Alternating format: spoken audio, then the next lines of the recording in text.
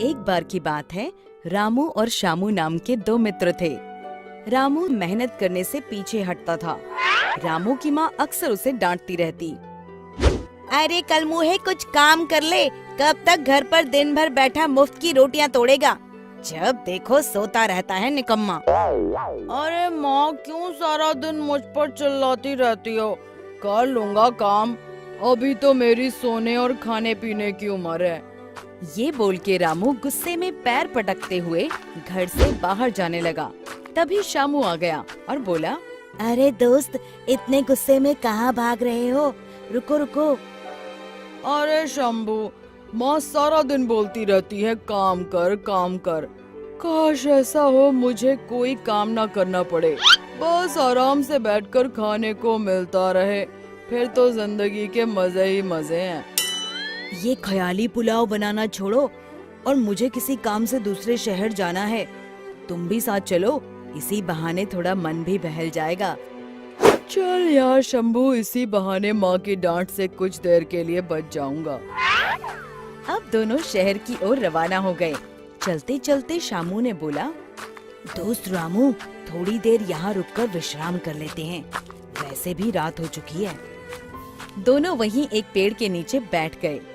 रामू की नजर पेड़ की टहनी पर कुछ चमकती हुई चीज पर पड़ी। उसने बोला, शामू, ये क्या चमक रहा है, आओ देखें क्या है। अरे दोस्त रहने दो, पता नहीं क्या है, हम यहाँ से चलते हैं। तुम भी खामखा डरते हो, एक बार पेड़ पर चढ़कर देखें तो सही, आखिर है क्या। दोनों जैसे ही पेड़ पर चढ़ने लगे, तभी उन्हें एक आवाज आई, रुको।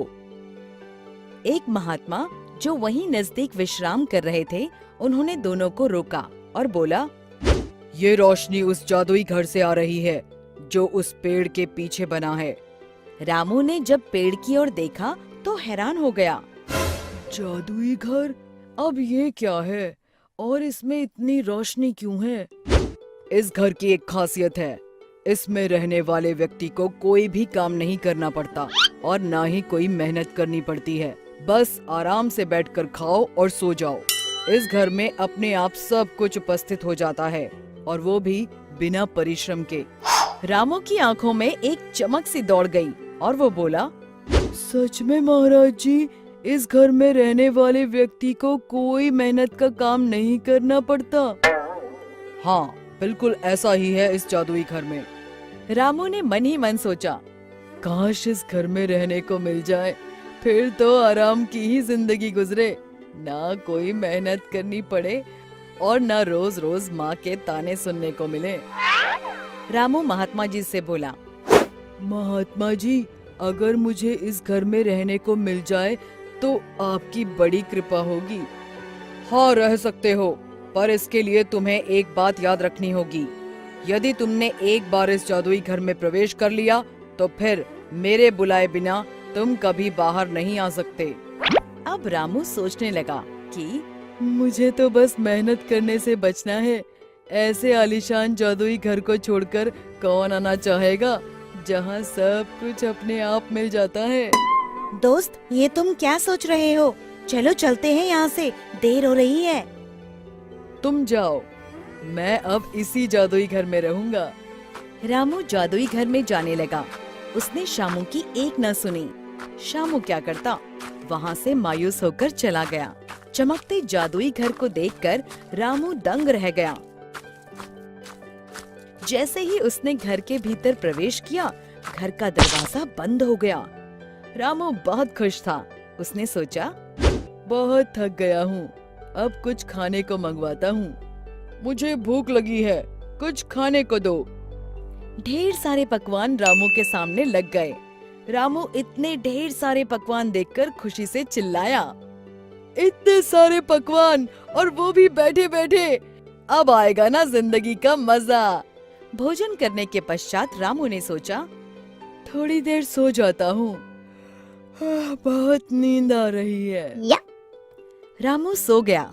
कुछ देर बाद वो सोकर उठा और फिर कुछ खाने के लिए मंगवाने लगा। फिर उसके आगे ढेर सारे पकवान आ गए। कुछ दिनों तक ऐसे ही चलता रहा। रामू जो मांगता, जादुई घर में उसे वही खाने को मिल जाता। अब धीरे धीरे रामू ऊबने लगा, क्योंकि उसके पास खाने और सोने के अलावा कुछ करने को था ही नहीं। उसी एक घर में खाओ और सो जाओ। उसको समझ नहीं आ रहा था कि क्या करे, पर ये उसकी खुद की इच्छा थी कि उसे ऐसी जिंदगी मिले जहाँ मेहनत करे बिना सब कुछ मिल जाए। पर कब तक आप बिना हाथ पैर हिलाए, बिना पसीना बहाए, कोई काम किए बिना बैठकर खा सकते हो? रामू जोर जोर से चिल्लाने लगा, महात्मा जी, मुझे इस घर में नहीं रहना, मुझे यहाँ से बाहर जाना है। मैं मेहनत करके कमा कर खा लूंगा, पर यहाँ तो मैं पागल हो जाऊंगा।